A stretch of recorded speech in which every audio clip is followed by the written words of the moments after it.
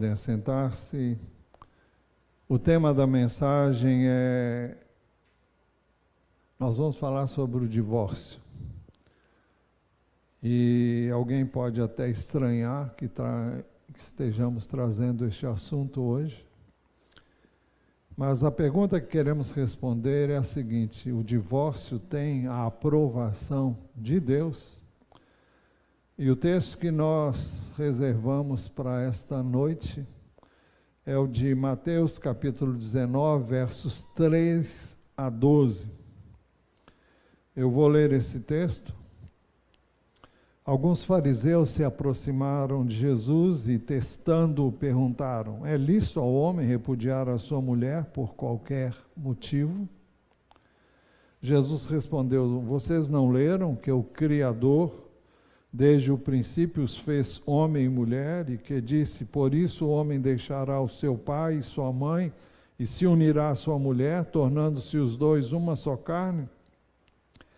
De modo que já não são mais dois, porém uma só carne. Portanto, que ninguém separe o que Deus ajuntou. Os fariseus perguntaram: então por que Moisés ordenou dar uma carta de divórcio e repudiar a mulher? Jesus respondeu: foi por causa da dureza do coração de vocês que Moisés permitiu que vocês repudiassem a mulher, mas não foi assim desde o princípio. Eu, porém, lhes digo: quem repudiar a sua mulher, não sendo por causa de relações sexuais ilícitas, e casar com outra, comete adultério. Os discípulos de Jesus disseram: se essa é a condição do homem em relação à sua mulher, não convém casar. Jesus, porém, lhes respondeu: nem todos são aptos para aceitar este ensinamento, mas apenas aqueles a quem isso é dado. Porque há eunucos de nascença, há outros a quem os homens fizeram tais, e há outros que se fizeram eunucos por causa do reino dos céus. Quem é apto para aceitar isto, que aceite. Muito bem, examinando meus arquivos, eu detectei que este assunto não é abordado, pelo menos nesse texto, do início ao seu final, há mais ou menos 22 anos, quase 23 anos. E pesquisas recentes revelaram que neste período de pandemia, os índices de divórcio aumentaram consideravelmente. Uma convivência maior com os cônjuges deu ensejo a muitas desavenças e atritos, gerados, em muitos casos, pela estreita proximidade doméstica, através do trabalho home office, pelo isolamento social, pela insegurança, pelas incertezas e o estresse gerado durante a pandemia. Quanto mais tempo você passa com uma pessoa, mais facilidade você terá de ter com essa pessoa atritos, sobretudo pela liberdade que você desenvolve nesse estreito relacionamento. A tendência do ser humano, infelizmente, é tratar bem as pessoas com as quais convivem pouco ou de vez em quando e com as quais elas não têm um relacionamento mais próximo. O mesmo acontece com as pessoas com as quais convivemos mais de perto. Não há como muitos não atentam para o fato de que o respeito e a consideração que devemos uns aos outros são negligenciados, exatamente quando deveriam ser mais cultivados. e acabamos por tratar de forma inadequada as pessoas que nós mais amamos. Muitos se casam e pensam que conhecem muito bem o seu cônjuge. Não há como conhecer uma pessoa a menos que tenha havido muito diálogo e convivência com essa pessoa em todos os segmentos da vida humana. Eu disse todos os segmentos, em todos os níveis, em todos os setores, em todas as circunstâncias. Isso exigiria muito tempo, e por isso que o ideal é que as pessoas convivam o maior tempo possível com aquele ou com aquela com quem alguém pretenda se casar. E quando falamos nessa convivência estreita,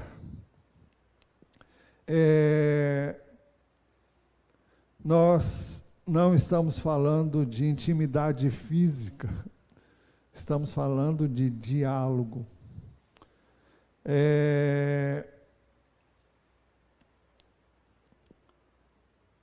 Nós só podemos conhecer melhor as pessoas quando enfrentamos juntos crises e situações que nos levam a expressar aquilo que nós somos de verdade.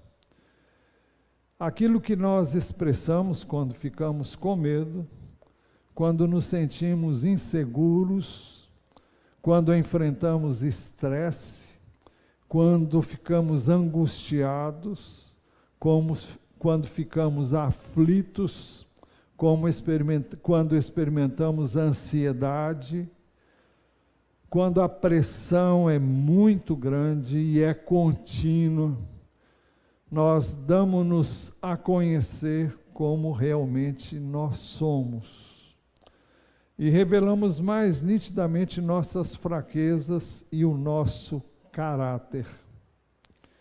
Foi por isso mesmo que Jesus disse em Mateus 12, 34 a 35, texto que nós já examinamos aqui bem pormenorizadamente. Ele disse assim: raça de víboras, como vocês podem falar coisas boas sendo maus? Porque a boca fala do que está cheio o coração. A pessoa boa tira do tesouro bom coisas boas, mas a pessoa má, do mau tesouro tira coisas más. Cada um de nós carrega uma bagagem que foi adquirida ao longo da nossa vida. E muitas pessoas contribuíram para a aquisição dessa bagagem, para a formação dessa bagagem. Muitas foram as experiências que vivemos que nos tornaram aquilo que hoje nós somos. Mas Jesus também disse em Marcos 7,15, que não existe nada fora da pessoa que entrando nela possa contaminá-la, mas o que sai da pessoa é o que a contamina. Havia muita preocupação porque alguns judeus legalistas, hoje a situação que nós vivemos é muito semelhante às do legalistas daquela época, porque eles criam que quando as pessoas não lavavam cuidadosamente as mãos, elas estavam também impuras espiritualmente. Nós sabemos hoje dos benefícios de lavar sempre as mãos, especialmente nesse período de pandemia. Todo o asseio possível é desejável e se torna necessário, mas os judeus criam que quando uma pessoa não fazia a higienização adequada das mãos, então ela não estava limpa para comparecer diante de Deus. então é que Jesus entrou com este ensino, e eu estou no lugar errado, por isso que eu não estou entendendo nada do que eu queria ler. Vamos lá para Marcos 7, texto que eu acabei de citar. É porque isso aqui não estava previsto, mas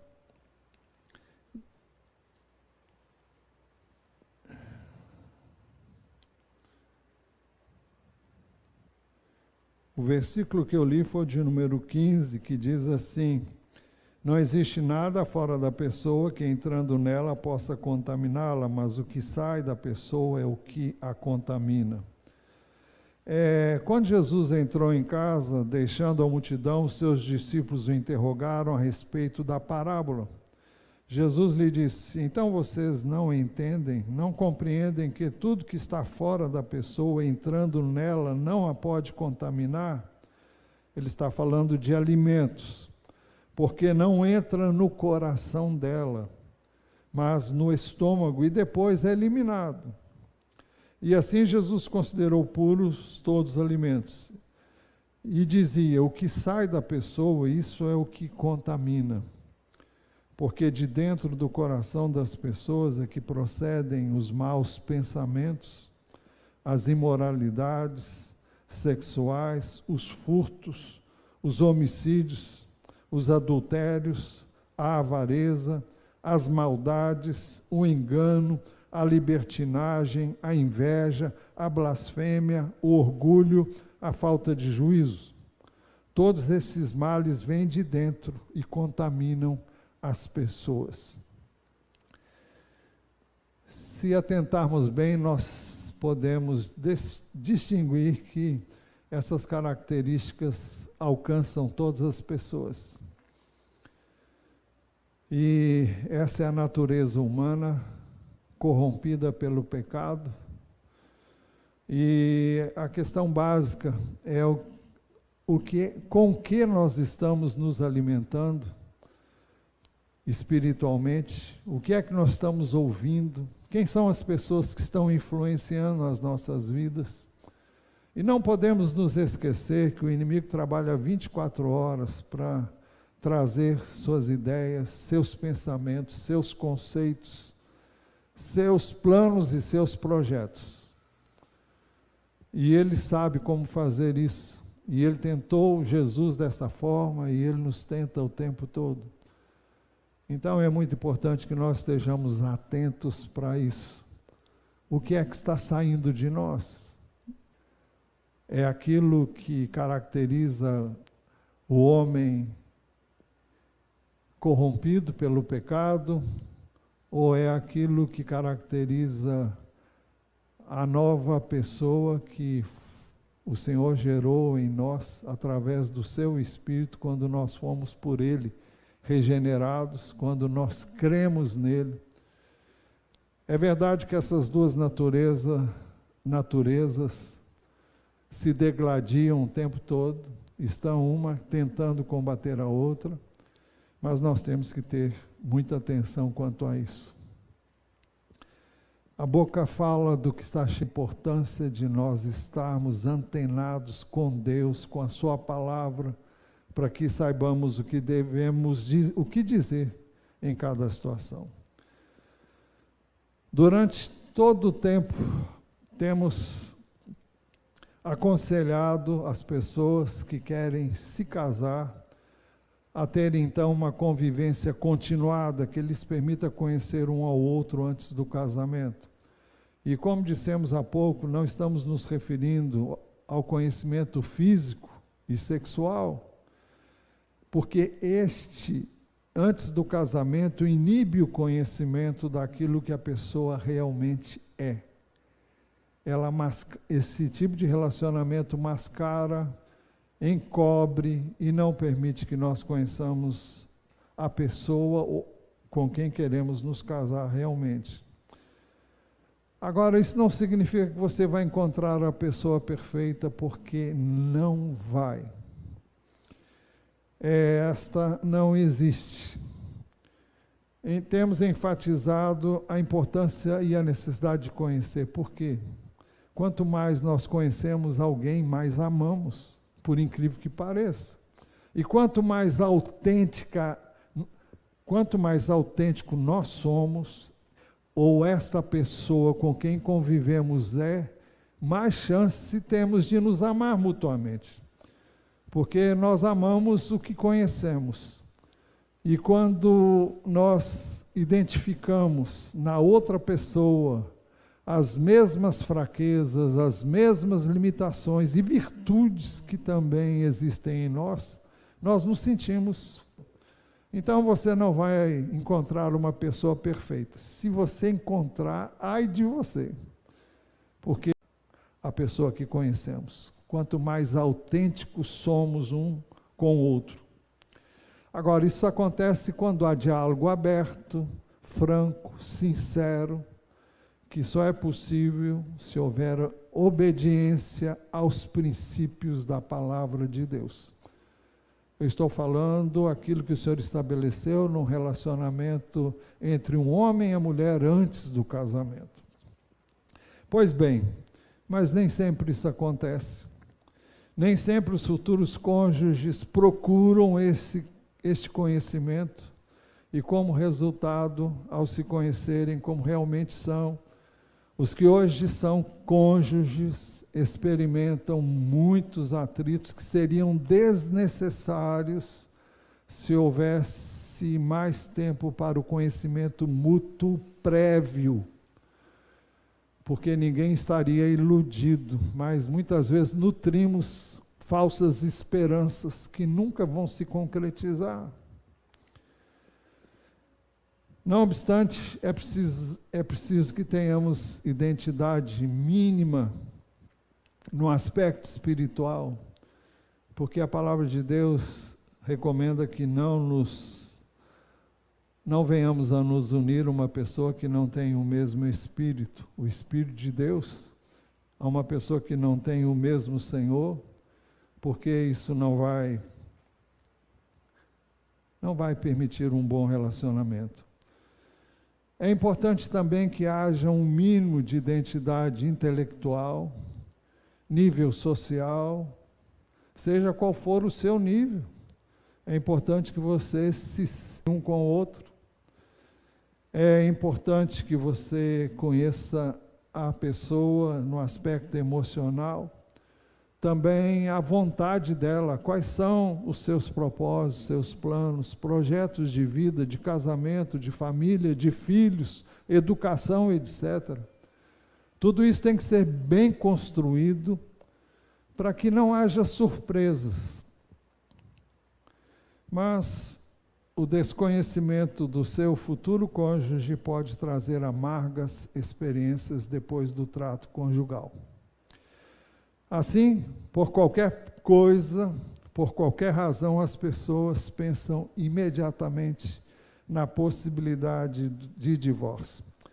Eu queria compartilhar com vocês uma coisa que eu já compartilhei anteriormente. No meu primeiro casamento, porque eu fiquei viúvo em 2011, mas no primeiro casamento eu quebrei todos os princípios que são possíveis e imagináveis em nível da palavra de Deus. Até porque eu não conhecia Deus como eu vinha conhecê-lo depois. Eu me casei naquela época em 68 e vinha ter uma experiência com Deus que mudou a minha vida em 1972 para 1973. E eu quebrei todos os princípios. Eu fui aconselhado a não me casar, fui aconselhado a não fazer o que eu queria fazer de todo jeito. Meus pais falavam, minha mãe se recusou a ir no meu casamento. Meu pai foi, mas não deixou de tecer considerações. E nos primeiros vi tudo que eles disseram que ia acontecer. E que eu fiquei calado porque tudo que eles disseram realmente aconteceu. E eu confesso para vocês, aquele casamento não terminou nesse período, porque eu não queria dar o braço a torcer. Eu não queria concordar com meus pais que eles tinham razão. E em 72 para 73 eu tive uma experiência profunda com Deus. Isso mudou bastante a minha vida. Eu conheci um curso que chama Conflitos da Vida, muitos aqui conhecem. Eu fiz esse curso, levei ele a sério e entendi que eu tinha quebrado vários princípios da palavra de Deus. E eu entendi que eu tinha que mudar a minha maneira de me relacionar com a minha esposa. E entendi que eu não devia me separar, agora não mais para não dar o braço a torcer, mas porque eu conhecia Deus e conhecia a palavra dele, e eu sabia que o divórcio não era a solução, e de lá para cá nunca mais pensei em divórcio. Tivemos momentos difíceis ao longo desse período, mas Deus me concedeu graça e vivemos juntos 43 anos. O melhor tempo do meu casamento foi o último ano. Eu já disse isso aqui, em um momento oportuno. Foi quando a minha esposa teve um derrame e ela ficou... Eu tive que cuidar dela quase que 24 horas por dia. Ela não sabia fazer as necessidades básicas que uma pessoa tem que fazer.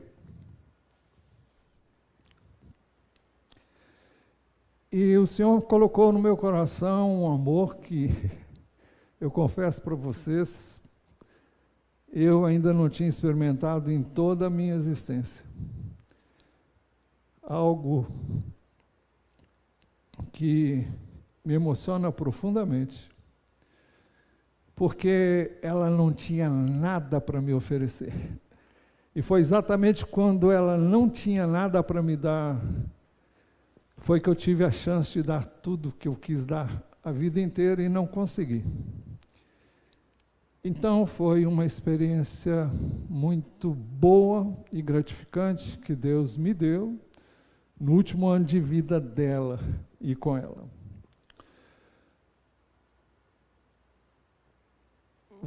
Casei-me com a Ana Bia, todos conhecem, aqui na igreja. E não significa que nós não tenhamos nunca dificuldades no relacionamento, porque teremos sempre. Não estou profetizando que teremos sempre, mas sempre surge uma ou outra coisa e ninguém vai estar isento de dificuldades. Mas nada que não possa ser resolvido e solucionado à luz da palavra de Deus e resolvido de maneira satisfatória. Pois bem, assim, muitas vezes, por qualquer razão, as pessoas pensam imediatamente na possibilidade do divórcio. Aqueles que assim pensam estão escolhendo um caminho aparentemente fácil para a solução de problemas. A experiência mostra que, se determinadas situações não forem convenientemente tratadas, um novo casamento não trará solução para os problemas enfrentados naquele casamento. Mas isso não é um assunto novo. Antes de falar sobre que isso não é um assunto novo, porque se você não resolver o seu problema de relacionamento com as pessoas, seja ela qual for ou com quem for, se você não resolver o seu problema com você, você vai entrar numa outra relação e vai viver as mesmas experiências.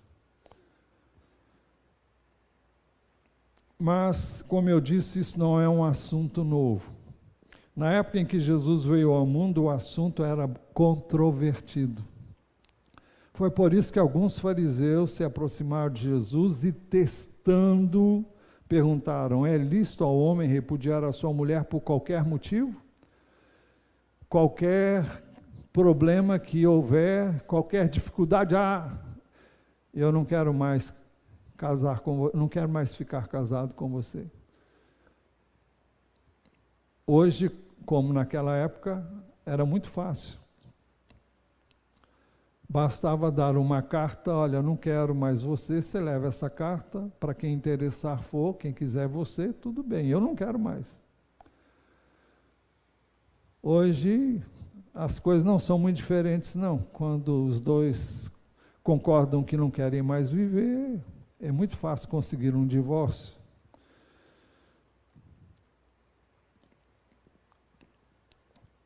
Então, foi por isso que alguns fariseus se aproximaram de Jesus e perguntaram: é lícito ao homem repudiar sua mulher por qualquer motivo? Qual era a razão dessa pergunta? A lei dizia assim: se um homem tomar uma mulher e se casar com ela, e se ela não for agradável aos seus olhos, por ter ele achado coisa indecente nela, e se ele escrever uma carta de divórcio e entregar à mulher e a mandar embora, e se ela saindo de casa, da casa dele, for e se casar com outro homem, e se este passar a odiá-la e escrever uma carta de divórcio e entregar à mulher e a mandar embora de sua casa, ou se esse último homem que a tomou para si por mulher vier a morrer, então o primeiro marido dessa mulher, que a mandou embora, não poderá casar-se de novo com ela, depois que foi contaminada, pois isso é abominação diante do Senhor. Assim vocês não farão pecar a terra que o Senhor, seu Deus, lhes dá por herança. O Senhor está dizendo que, o texto está dizendo que não devia haver promiscuidade. Fica um tempo com um, depois passa a volta para o outro. Bom, mas não é esse o nosso tema. Então eu quero ler novamente o verso 1. Se um homem tomar uma mulher e se casar com ela, e se ela não for agradável aos seus olhos, por ter ele achado coisa indecente nela, e se ele escrever uma carta de divórcio e entregar à mulher e a mandar embora. Entre os judeus havia duas escolas, havia dois mestres que se notabilizavam.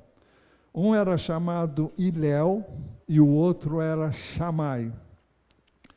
A escola de Hilel ensinava que o homem podia dar carta de divórcio para sua mulher por qualquer motivo. Qualquer coisa que ele cismasse: eu não quero mais, pronto. E ele tinha como base esse texto: e se ela não for agradável aos seus olhos, por ter ele achado coisa indecente nela. E Léo se prendia na palavra coisa. Qualquer coisa que ele achasse que não gostasse mais dela, ele então podia dispensá-la. E qualquer coisa a critério do marido seria motivo para o divórcio. Já a escola de Shammai ensinava que o homem só podia dar carta de divórcio para sua mulher se ela não, no mesmo texto, se ela não for agradável aos seus olhos, por ele ter achado coisa indecente, ou seja, coisa vergonhosa nela. Coisa indecente e vergonhosa seria não achar a moça virgem, como ele esperava, ou em caso de adultério, propriamente. Por isso que alguns fariseus se aproximaram de Jesus e, testando, perguntaram: é lícito ao homem repudiar a sua mulher por qualquer motivo? Nós vamos ver Jesus se posicionando ao lado de uma dessas escolas. Então, Jesus esclareceu o assunto, mostrando princípios e propósitos de Deus para o casamento. Primeiro, Jesus deixou claro que o casamento deve ser entre um homem e uma mulher. E é muito próprio dizer isso hoje, pelas razões que vocês sabem, eu não quero entrar em detalhes. O texto diz: Jesus respondeu: vocês não leram que o Criador desde o princípio os fez homem e mulher? Homem e mulher. Foi assim que Deus fez. Foi assim que Deus planejou a família. Foi assim que Deus planejou o casamento. É uma referência a Gênesis 1, 27, que diz assim: assim Deus criou o ser humano à sua imagem, a imagem de Deus o criou, homem e mulher os criou. Deus não criou uma outra coisa parecida ou semelhante ou intermediária. Deus criou homem e mulher, literalmente macho e fêmea. Uma linguagem meio crua, mas é a que normalmente não, é usada no texto. Não há, pois, base para uma união homossexual. Mas Jesus esclareceu em segundo lugar: o casamento é uma instituição de Deus.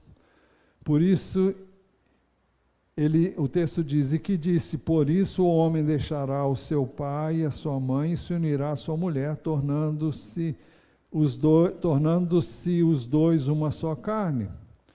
Então, quem disse isso foi Deus. E foi Deus quem instituiu o casamento. Foi uma das primeiras coisas que ele fez, foi instituir o casamento. É uma referência a Gênesis 1, 24, onde o texto diz: por isso o homem deixa pai e mãe e se une à sua mulher, tornando-se os dois uma só carne. Mas Jesus esclareceu em terceiro lugar: o casamento deve ser monogâmico.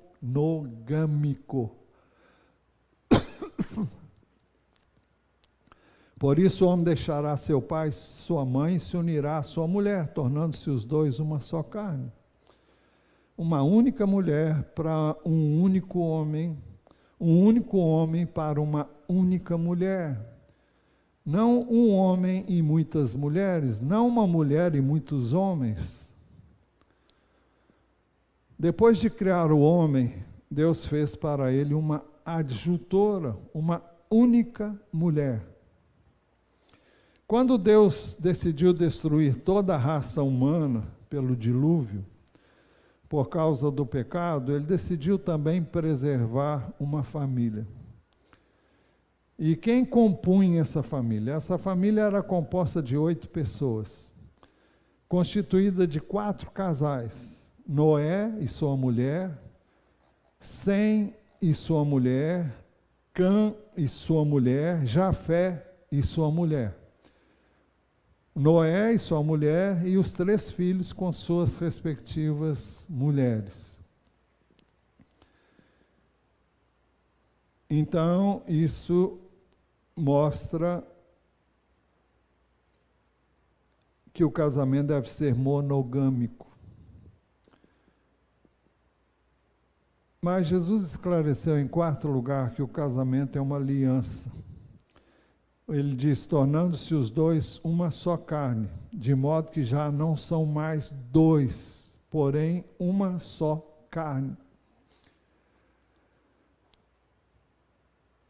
Então, é assim que Deus nos vê, como uma só carne. Ele não vê mais 2 pessoas, ele vê uma só pessoa. E Jesus esclareceu ainda em quinto lugar: o casamento é uma aliança feita por Deus que o homem não pode separar. Portanto, que ninguém separe o que Deus ajuntou.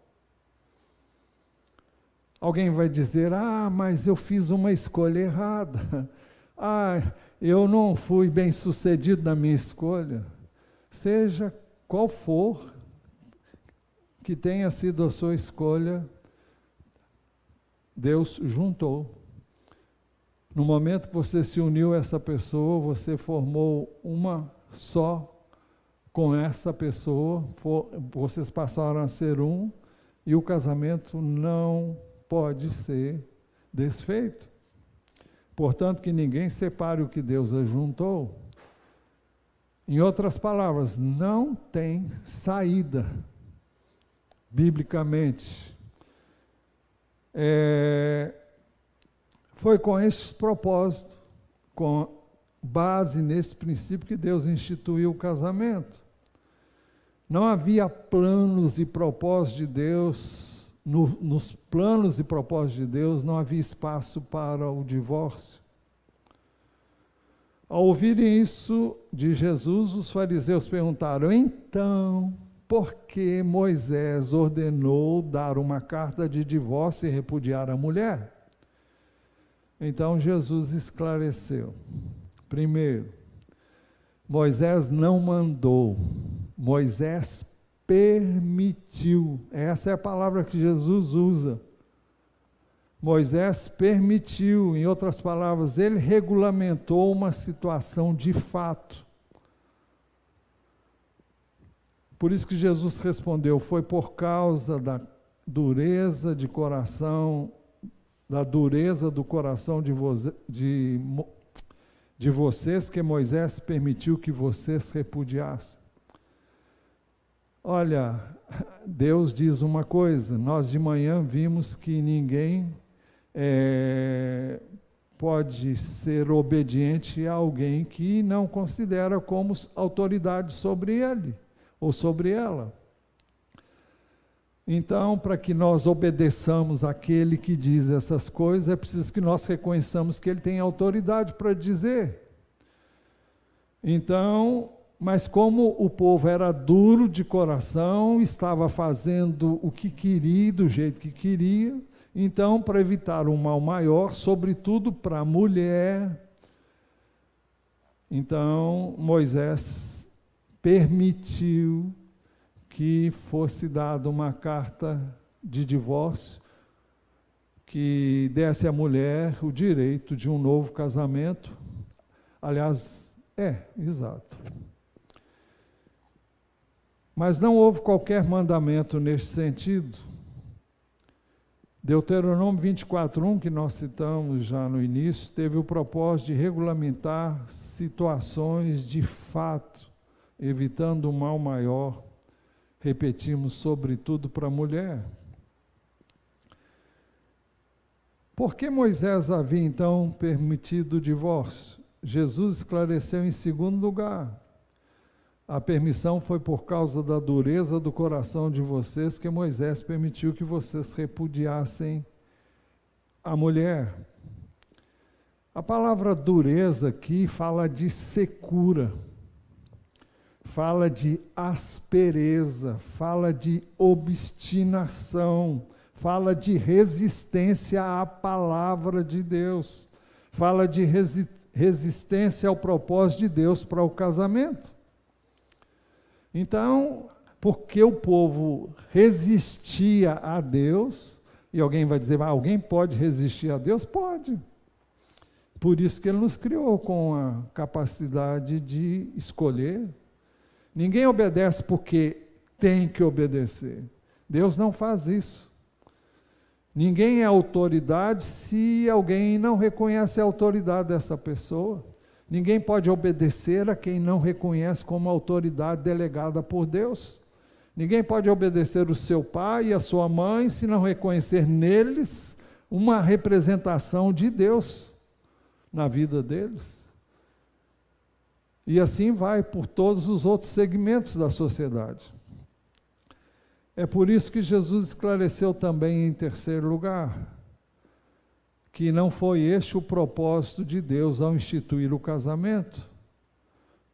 No início, o texto diz: mas não foi assim desde o princípio. Em outras palavras, Deus não fez o homem para se separar da sua mulher.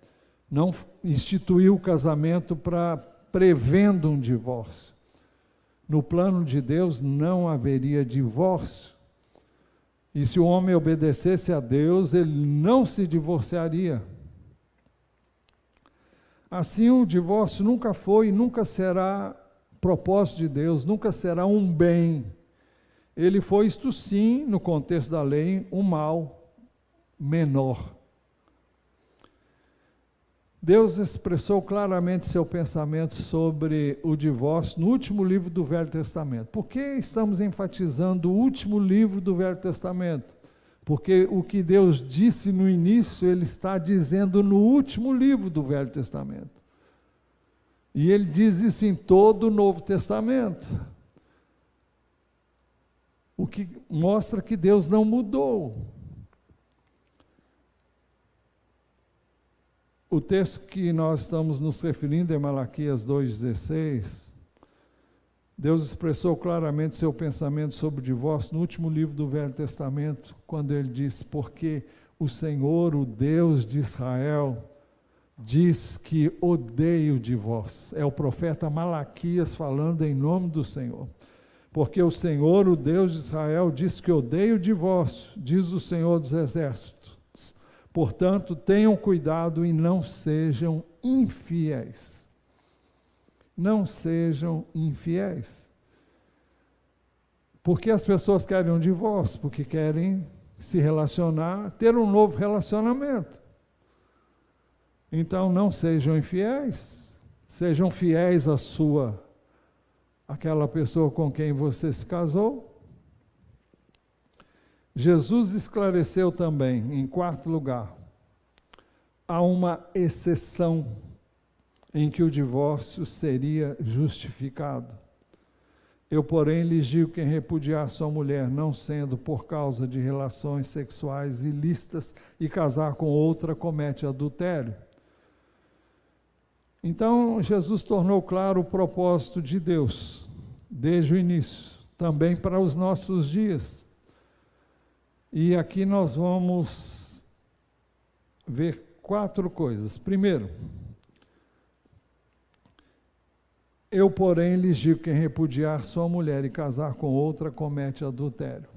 Então, qualquer pessoa que se divorciar de sua mulher e casar com outra, está cometendo adultério. Se alguém duvida, confira com a palavra de Deus. É isso que está escrito aqui. Então, alguém que se divorcia, porque quer de todo jeito fazer isso, então, Jesus está dizendo: olha, quem fizer isso comete adultério. Segundo, também foi dito: aquele que repudiar sua mulher deve dar-lhe carta de divórcio. Eu, porém, lhes digo: quem repudiar a sua mulher, exceto em caso de relações ilícitas, a expõe a tornar-se adúltera. Se você manda o seu cônjuge embora, se você diz: eu não quero mais você, você está expondo ele a uma situação de adultério. Porque você está negando ao seu cônjuge aquilo para o que o casamento foi realizado. Não é só para isso o casamento, para relações sexuais. Mas no momento que você diz: olha, eu não quero mais você, e como Jesus diz que isso não pode ser feito, como a Bíblia diz que isso não pode ser feito, você está expondo essa pessoa a uma situação de adultério. Em terceiro lugar, também foi dito: aquele que repudiar a sua mulher deve dar-lhe uma carta de divórcio. Eu, porém, lhes digo: quem repudiar sua mulher, exceto em caso de relações sexuais, a expõe a tornar-se adúltera, e quem casar com a repudiada comete adultério. Se você mandar embora a sua mulher e ela casar com outro, ela comete adultério. É isso que o Senhor está dizendo aqui na sua palavra. Em quarto lugar, a exceção no caso de adultério seria no caso de adultério. Também foi dito: aquele que repudiar a sua mulher. Agora estamos lendo Mateus 5, 31 e 32. Também foi dito: aquele que repudiar a sua mulher deve dar-lhe uma carta de divórcio. Eu, porém, lhes digo: quem repudiar a sua mulher, exceto em caso de relações sexuais ilícitas. Então, há uma exceção. E a exceção seria em caso de relações sexuais ilícitas, a expõe a se tornar adúltera. E aquele que casar com a repudiada comete adultério. Então, existe uma única exceção aqui na palavra de Jesus. Nós vamos ver outras situações com a permissão de Deus, não hoje, mas o que Jesus coloca em termos muito claros é isso. Na realidade, este ensino é para ser vivido por quem conhece a Deus e teme a Deus. Não é um ensino para o ímpio, é um ensino para o cristão. Não é um ensino para quem não conhece a Deus nem a sua palavra, é um ensino para quem conhece a sua palavra. Se você teme a Deus, se você conhece a palavra de Deus e você o considera como autoridade sobre você, então isso é para você. Na realidade, era isso que a escola de Shammai ensinava ao interpretar Deuteronômio 24:1. Então, Jesus se posicionou junto com essa escola, porque essa escola ensinava o que a Bíblia realmente, o espírito com que aquilo foi escrito, o propósito. Então, os discípulos de Jesus disseram: se essa é a situação do homem em relação à sua mulher, não convém casar. Se é assim tão estreito, se não existe a possibilidade de divórcio, então não convém casar. Ora, veja aqui o que a gente vê. Que os discípulos têm uma visão realmente totalmente humanista. Estão vendo as coisas do prisma puramente humano. Nós não temos notícia de nenhum discípulo de Jesus que tenha se divorciado. Mas eles chegam a essa conclusão, então não convém casar. E eu posso dizer exatamente o que eles disseram. Se você não pensa em obedecer a Deus, então não convém casar mesmo, não. Se você não tem em mente as solteiras a vida toda, manter uma vida santa, sem prostituição, sem perversão, sem qualquer desvio da palavra de Deus. E nós temos aí um exemplo no apóstolo Paulo. E, para lhes dizer a verdade, não sabemos a situação do apóstolo Paulo, só sabemos que ele não era casado. Sobre o apóstolo nós trataremos, se Deus permitir, mais adiante. E Jesus acrescentou: porque há eunucos de nascença. Eunuco era aquele que não podia gerar filhos, ou não podia se relacionar com o sexo oposto. Aliás, no caso aqui era um homem, né, que não tinha como se casar. Há outros a quem os homens fizeram tais. Era muito comum pessoas que tinham haréns, pessoas que não conheciam nem temiam a Deus, tinham haréns, muitas mulheres, e colocavam homens para cuidar delas. Eram escravos, e eles castravam esses escravos para que eles não pudessem causar nenhum dano ao seu harém.